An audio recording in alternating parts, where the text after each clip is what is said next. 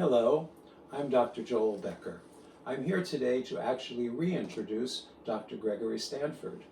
Dr. Stanford has been with our practice now for over 7 years. When he first started, he was one of our licensed clinical psychologists. Now he is the associate director of the practice, and we thought it might just be nice to have him update his video. So I'd like to start by asking Dr. Stanford, Greg, when you think about or your cognitive behavior therapy, why did you decide you'd like to be a cognitive behavior therapist? That's a great question. Thank you for this opportunity to update. And I love the idea that when cognitive therapy is offering some skills to our clients, we tend to look for what the research shows to be helpful for that problem area and get to collaborate on a multitude of ideas and how to address some of those things. And in cognitive behavior therapy, there's something for everyone. So I really tend to focus on minoritized populations and trauma because there's more to be doing cognitive behavior therapy than other populations. However, a lot of times there are very relevant relationship components that go into other parts of the cognitive behavior therapy work that might fall outside of that type of thing. And that's where I think cognitive behavior therapy can be so helpful and effective and fun, is that people can find evidence-based treatments for whatever it is that they come to us for.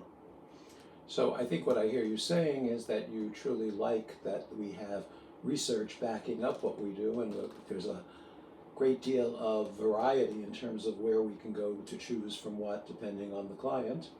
And I think that is a strength of CBT. Before we go to the third question, could you remind us a little bit about your training and how you got to here? Sure. So I originally trained at California School of Professional Psychology, and want to give a shout out to our current APA president, who we share the same alma mater. And so in that program, we had a wide variety of theoretical orientations, some of which were cognitive behavior therapy in nature.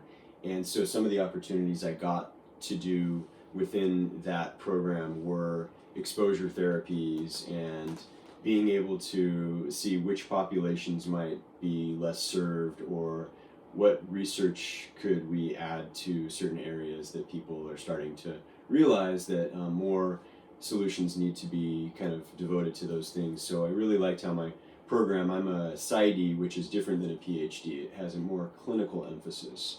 And in the clinical emphasis, I've kind of taken a special passion into how do I fold that into clinical supervision. And so I've taken a very significant interest in that and have been loving supervising students in the PhD clinical program at UCLA for the past 3 years. So I'm a lifetime student, potentially, and I think cognitive behavior therapy has so many amazing contributions that get added every day, and my training kind of exposed me to that and continues to do so.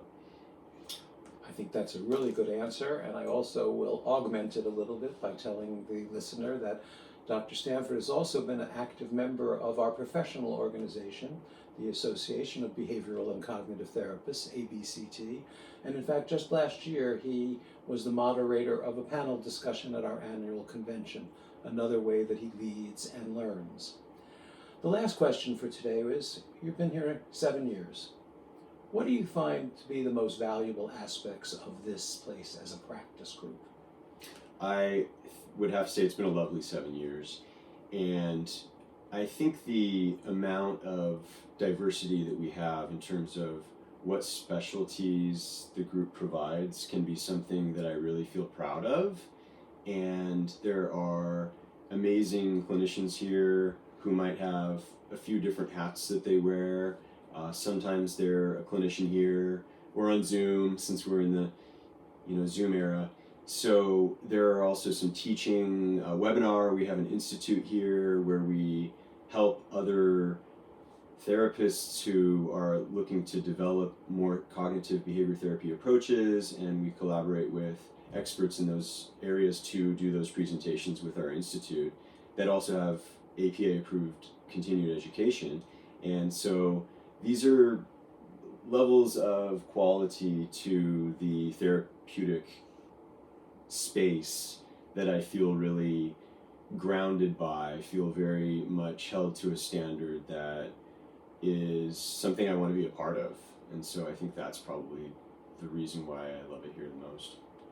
Well, Dr. Stanford, I really appreciate that answer, because one of the aspects of this practice that I really value is making sure that the people who work here are current, state-of-the-art, etc. And by us having this academic institute that's part of us, it has always been a way to keep my staff, our staff, totally up to date.